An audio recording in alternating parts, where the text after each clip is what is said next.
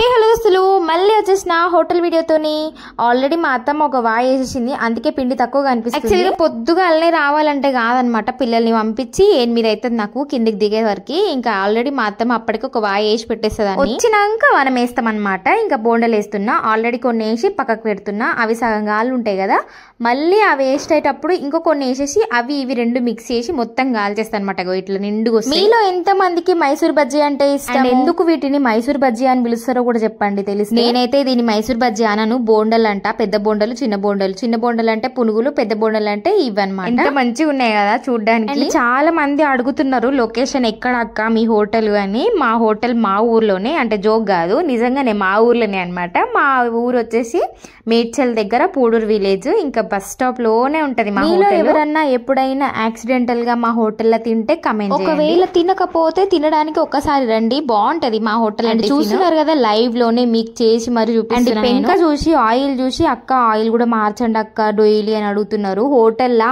Oil ఉండదండి, మనం చేసే వరకే అది అయిపోతుంది. కొంచెం ఆయిల్ ఉంటది, మళ్ళీ రేపు ఫ్రెష్ ఆయిల్ పోసి. మీరేం టెన్షన్ పడకండి, మేము కూడా తింటాం మా హోటల్లో. అంత హెల్దీ కాకపోతే మేము ఎందుకు. ఇప్పుడైతే మసాలా దోశ వేస్తున్నా గిరాకీ కోసం. యాక్చువల్ గా ఒక్కటి కాదు 4 వచ్చినాయి ఆర్డర్. ఇంకొకటి వెనకాల ఒకటి వేసిన సుర్రున గాలిని. హోటల్లో పనిచేసే వాళ్ళకి అది కామన్, చేయగలరు. ఖచ్చితంగా ఆయిల్ మరకలు పెంకగాలిన మరకలు ఏదో ఒకటి ఉంటది వాళ్ళ చేతిలో. నిజమా కదా కమెంట్ చేయండి. ఇంకా ఉల్లిపాయలు కూడా వేసేసిన, మంచిగా మసాలా పెట్టేసి దాంట్లోనే కారం పొడి ఇంకా కొద్దిగా ఆయిల్ వేసేసి ఇంకా దోశనైతే తిప్పేసిన. చాలా మంది అడుగుతున్నారు దోశ బ్యాటర్ ఎట్లా కలుపుకోవాలి, ఇడ్లీ పిండి ఎట్లా కలుపుకోవాలి, మసాలా ఎట్లా చేసుకోవాలి, పూరి కర్రీ ఎట్లా అడుగుతున్నారు. కానీ అవి తీసేంత టైం నాకు ఉండదు. పొద్దున అవి చేసే టైంకి నేను పిల్లల్ని రెడీ చేస్తా. ఒకవేళ వీలైతే సండే రోజు తీసి పెడతా. ఓకేనా.